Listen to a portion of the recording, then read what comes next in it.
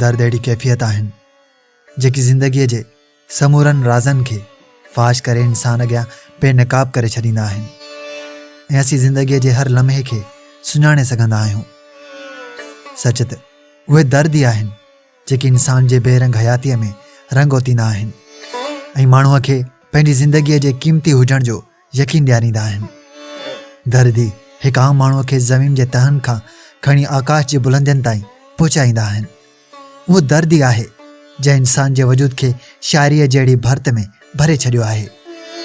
उहो दर्द ई आहे जंहिं कंहिंजी आवाज़ में हिकु राहत समाए छॾी आहे। उहो दर्द ई आहे जंहिं दुनिया जा वॾे खां वॾा मुसवर संगतराश ऐं मौसीकार पैदा कया आहिनि। ऐं उहो दर्द ई आहे जेको मूंखे ऐं अव्हां खे कलम खणण ऐं कुझु लिखण ते मजबूर करे रहियो आहे।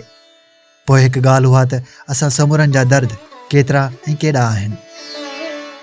दर्द कंहिं औरत जो हुजे या मर्द जो, ॿार जो हुजे या कंहिं पोड़े जो,